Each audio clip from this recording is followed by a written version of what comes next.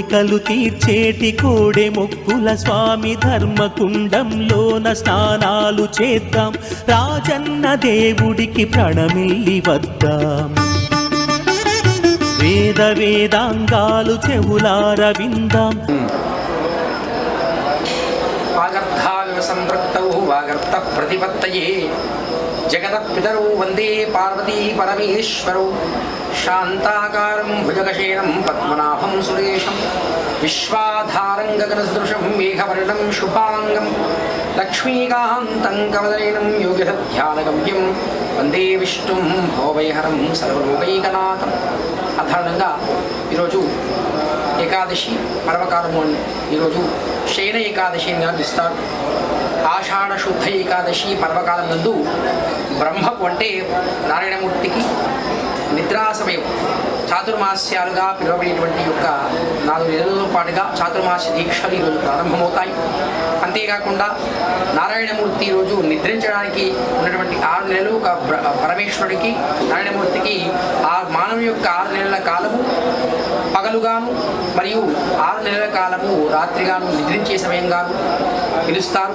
అయితే ముక్కోటి ఏకాదశి పర్వకాలం నందు స్వామివారు ఉత్తాన ఏకాదశి అని, దీనిని శయన ఏకాదశి ఆషాఢ శుద్ధ ఏకాదశిని శయన ఏకాదశిగా పిలుస్తారు.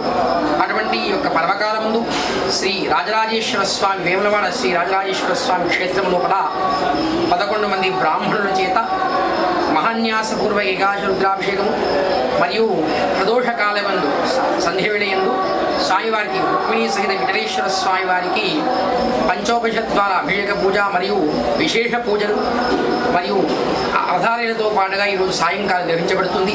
అంతేకాకుండా భక్తుల యొక్క హరినామ సంకీర్తన చేత ఈరోజు స్వామివారిని విశేషంగా అర్చించుకోవడం జరుగుతుంది. అంతేకాకుండా ఈ వేములవాడ యొక్క ఈ యొక్క హరిహర క్షేత్రం హరిహరులకు ఇద్దరికి కూడా భేదం కాబట్టి ఈరోజు ఈ యొక్క 6 నెలల పాటుగా స్వామివారి నిద్రిస్తుంటారు, క్షేత్రంలో ఉంటారు. కాబట్టి ఈ 6 నెలల పాటుగా మనము జపాలకు తమ జపనవాదనకు హోమ కార్యక్రమాలకు విశేషంగా పర్వకాలముగా చెప్పబడుతుంది. ఈ రోజు నుంచి సూర్యుడు దక్షిణం నుంచి తూర్పు నుంచి దక్షిణం వైపుగా వచ్చి ఆ పడవ వైపు అస్తమిస్తాం కాబట్టి దీన్ని దక్షిణాయనము ఇస్తారు.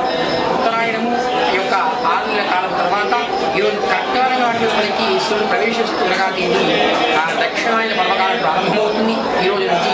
కాబట్టి ఈ యొక్క పర్వకాలకి రవి సంక్రమణి విశేషంగా వ్రతాల్లో కూడా చెప్తారు. ఏకాదశ్యా గోషత్యా రవి సంక్రమణి ఏకాదశి పర్వకాలము మరియు రవి సంక్రమణ పర్వకాల లోపల ఏ ఒక్క వ్రతం చేసినా, పూజ చేసినా, లేక స్మరణ చేసినా, భగవత్ స్మరణ చేసినా కూడా చిన్నపాటి ఫలితం కూడా విశేషమైన ఫలితాలు ఇస్తుందని చెప్పి శాస్త్రోక్తి. కాబట్టి ఈరోజు సాయివారిని అనేకమైనటువంటి భక్తులు దర్శించుకొని సాయివారికి కోడి మొక్కులు, కళ్యాణ ఉత్సవాలు, అభిషేకాలు, ఈరోజు అన్నపూజ ఉండదు, విశేషంగా ఫలపూజ ఉంటుంది. ఈ యొక్క ఫలపూజను కూడా సమర్పించుకొని ఈ యొక్క సాయివారి యొక్క కృపకు పాల్గొనవలసిందిగా స్వస్తి.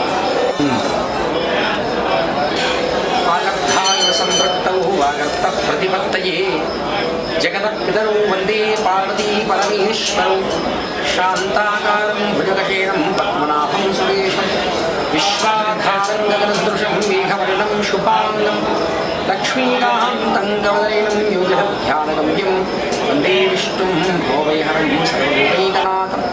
సాధారణంగా ఈరోజు ఏకాదశి పర్వకాలము, ఈరోజు శయన ఏకాదశి అని నిర్వహిస్తారు.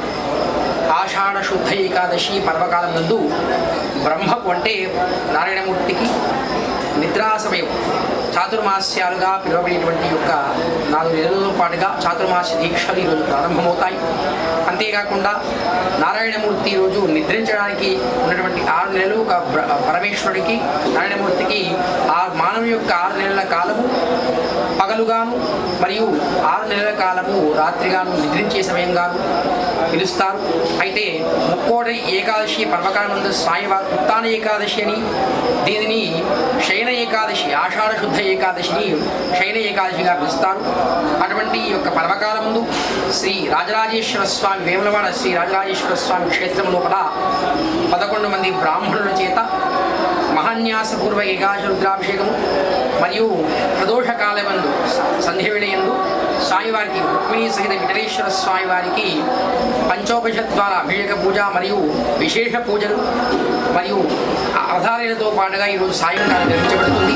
అంతేకాకుండా భక్తుల యొక్క పరిణామ సంకీర్తన చేత ఈరోజు స్వామివారిని విశేషంగా అర్చించుకోవడం జరుగుతుంది. అంతేకాకుండా ఈ వేములవాడ యొక్క ఈ యొక్క హరిహర క్షేత్రం హరిహరులకు ఇద్దరికి కూడా భేదం కాబట్టి ఈరోజు ఈ యొక్క 6 నెలల పాటుగా స్వామివారు నిద్రిస్తున్నారు, క్షేత్రంలో ఉంటారు. కాబట్టి ఈ 6 నెలల పాటుగా మనము జపాలకు జపదపాలకు హోమ కార్యక్రమాలకు విశేషంగా పర్వకాలంగా చెప్పబడుతుంది. ఈ రోజు నుంచి సూర్యుడు దక్షిణం నుంచి తూర్పు నుంచి దక్షిణం వైపుగా వచ్చి ఆ పడవ వైపు అస్తమిస్తారు కాబట్టి దీన్ని దక్షిణాయనము ఇస్తారు. ఉత్తరాయణము యొక్క 6 నెలల కాలం తర్వాత ఈరోజు కర్కాటకాశుడికి సూర్యుడు ప్రవేశిస్తుండగా దీన్ని ఆ దక్షిణాయన పర్వకాలం ప్రారంభమవుతుంది ఈ రోజు నుంచి. కాబట్టి ఈ యొక్క పర్వకాలకి రవిసంక్రమణి విశేషంగా పదాలు కూడా చెప్తారు. ఏకాదశ్యాం రవిసంక్రమణి ఏకాదశి పర్వకాలము మరియు సంక్రమణ పర్వకాలలో కూడా ఏ యొక్క వ్రతం చేసినా, పూజ చేసినా, లేక స్మరణ చేసినా, భగవత్ స్మరణ చేసినా కూడా చిన్నపాటి ఫలితం కూడా విశేషమైన ఫలితాలు ఇస్తుందని చెప్పి శాస్త్రోక్తి. కాబట్టి ఈరోజు సాయివారిని అనేకమైనటువంటి భక్తులు దర్శించుకొని సాయివారి కోడెముక్కులు, కళ్యాణ ఉత్సవాలు, అభిషేకాలు ఈరోజు అన్నపూజ ఉంటుంది, విశేషంగా ఫలపూజ ఉంటుంది. ఈ యొక్క ఫలపూజను కూడా సమర్పించుకొని ఈ యొక్క సాయివారి యొక్క కృపను పాత్రగా స్వస్తి.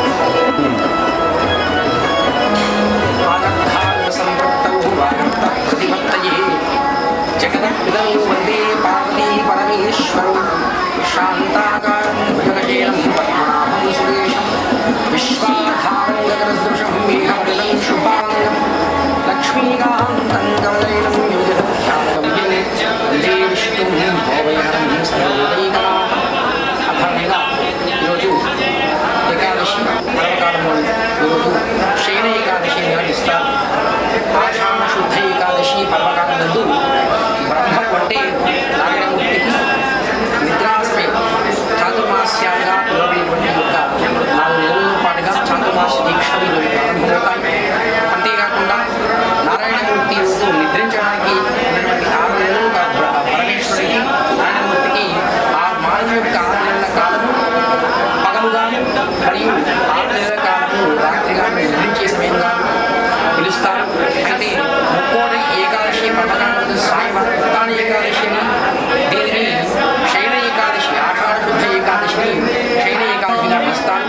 అటువంటి ఈ యొక్క పర్వకాలంలో శ్రీ రాజరాజేశ్వర స్వామి వేములవాడ శ్రీ రాజరాజేశ్వర స్వామి క్షేత్రంలో 11 మంది బ్రాహ్మణుల చేత మహాన్యాసపూర్వ ఏకాదశి రుద్రాభిషేకం మరియు ప్రదోష కాలమందు సంధ్యవేళయందు స్వామివారికి రుక్మిణీ సహిత విఠలేశ్వర స్వామివారికి పంచోపనిషత్ ద్వారా అభిషేక పూజ మరియు విశేష పూజలు మరియు అవధారాలతో పాటుగా ఈరోజు సాయంకాలం నిర్వహించబడుతుంది.